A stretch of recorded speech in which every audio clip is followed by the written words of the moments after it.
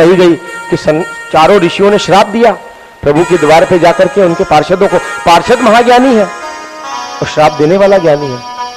तो प्रभु की कृपा के बिना संत श्राप भी नहीं देते और प्रभु की कृपा के बिना पार्षद राक्षस भी नहीं बनते। प्रभु को लीला करनी थी, षष्ठी में दिखाना था, उन्हें राक्षस बनाना था, अपनी कृपा से उनको श्राप दिलवाया और सनत सनकादि ऋषियों ने उनको श्राप दिया। षष्ठी करने से मना कर दिया। ब्रह्मा जी चिंता में बैठ गए, सिर पे हाथ रख लिया, कब मैं क्या करूं। प्रकृति टेढ़ी करी, रुद्र भगवान पैदा हुए, भगवान भोलानाथ। और जब भगवान भोलेनाथ पैदा हुए, बोला षष्ठी कर, तो षष्ठी करी। सांप, बिच्छू, डाका, पिशाच, यक्ष, पक्ष सब पैदा कर दिए। अब सांपों ने आतंक मचा दिया, बिच्छू वो काटने लग गए।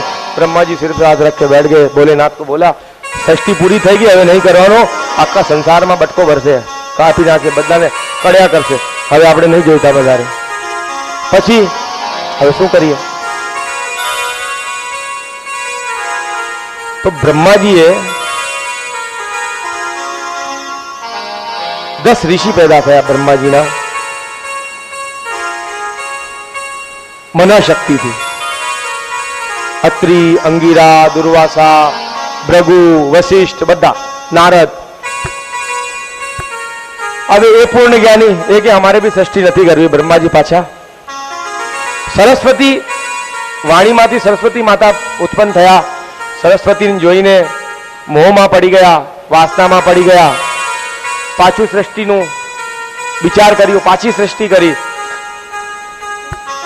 जमणा माथी मनु उत्पन्न थया, दावा हाथ माथी शत्रुपा पैदा थई। जब शत्रुपा और मनु पैदा हुए, मनु कहते हैं प्रभु मुझे तो कहीं सृष्टि दिखाती ही नहीं, कहां सृष्टि को ढूंढने जाऊं, पृथ्वी मुझे दिखती नहीं। तो ब्रह्मा जी के हाँ पैदा तो मैंने कर दिया, पर पृथ्वी तो समुद्र के अंदर पड़ी है, निकालूं कैसे। तो यही ध्यान किया और छींक आई, उसमें से एक वाराह रूप शुकर प्रभु नारायण प्रकट हुए। बोलो वाराह देव की जय। और तुरंत वाराह भगवान समुद्र में प्रविष्ट किया और पृथ्वी को हिरणाक्ष से जीत करके, उसका वध करके पृथ्वी को बाहर ले आए और उसको स्थापित कर दिया। तो अब तत्व में चिंतन आता है कि भाई नाक में से ही वाराह क्यों प्रकट हुए? पृथ्वी को निकालने के लिए। तो गंधवती प्रकृति, पृथ्वी क्या है? गंधवती। तो गंध कहां से आती है? नाक से। तो इसीलिए नाक में से जन्म लिया। इसका एक सिद्धांत है कि गंधवती पृथ्वी। इसीलिए प्रभु नारायण ने नाक में से छींक आई ब्रह्मा जी को, जन्म ले लिया, पृथ्वी को स्थापित किया। 3/4 पानी है पृथ्वी में, 1/4 पृथ्वी है। शत्रुपा मनु ने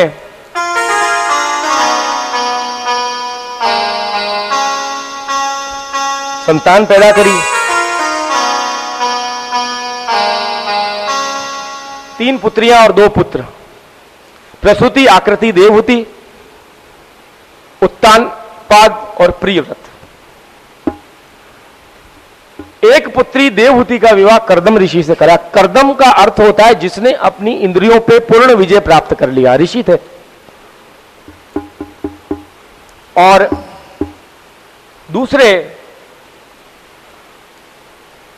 जो देवहूति थी, देवहूति मतलब सुबुद्धि, देवस्या बुद्धि इति देवहूति, जो देव की बुद्धि है, देवों की, जिसके अंदर भक्ति विद्यमान है, प्रेम विद्यमान है, करुणा विद्यमान है, और जो सात्विक बुद्धि है। तो उन दोनों के संयोग से जो पुत्र पैदा होगा वो भी तो वैसे ही ज्ञानी होगा। तो देवहूति और कर्दम जी के 9 पुत्रियां हुई। तो जब इनके 9 पुत्रियां हुई तो देवहूति के मन में तृष्णा जागी कि मुझे पुत्र चाहिए प्रभु। तो कामक विमान प्रकट हुआ और कर्दम ऋषि, कामक विमान मतलब भोग वासनाओं का घर, खूब एक दूसरे को भोगा। कर्दम ऋषि इंद्री जैसे, तो बोला ये तुम्हारे संतान हो जाएगी तो फिर मैं चला जाऊंगा। 9 लड़कियां हुई, 9 कन्याएं हुई। 9 कन्याएं कला देवी, अनुसुईया, अरुंधति, ख्याति, अविद्वी, क्रिया, शांति। तो ब्रह्मा जी से प्रार्थना करी, तो ब्रह्मा जी के तुम नारद जी से बात करो। तो नारद जी से फिर बात करी।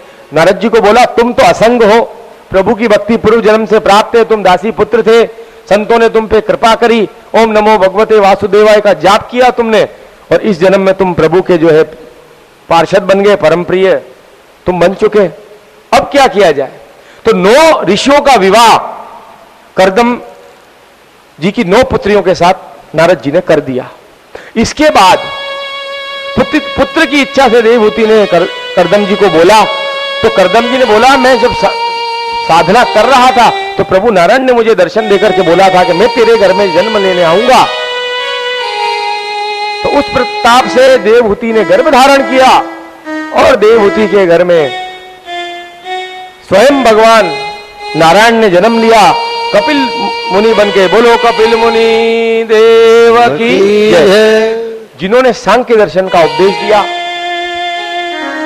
सांख्य दर्शन प्रकृति और पुरुष के संयोग से बुद्धि का निर्माण होता है, यानी महद तत्व बुद्धि, कि मैं हूं, ये मेरा शरीर है, ये मेरे पुत्र है, वो बुद्धि, उससे अहंकार जागृत होता है, ये घर मेरा, ये गाड़ी मेरी। और अहंकार से 16 इंद्रियां और 5 तन मात्राएं। अब आप इस चीज को समझो थोड़ा। आकाश से शब्द की उत्पत्ति हुई और फिर आकाश से वायु, वायु से स्पर्श, फिर वायु से तेज हुआ, यानी आप जो देखते हो, और तेज से जल, और जल से पृथ्वी उत्पन्न हुई। तो ये आकाश, वायु, तेज, जल और पृथ्वी, अब अगर ये चीजें हैं तो इनका ज्ञान भी तो कराने वाली कोई चीज होनी चाहिए ना।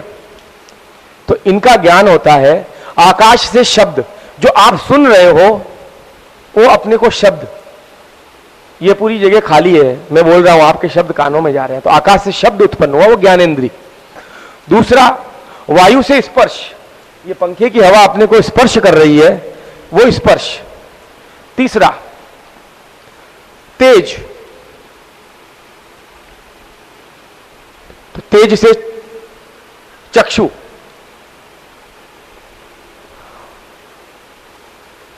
चौथा जल से, जो जल है वो ये जीवान, जिह्वा।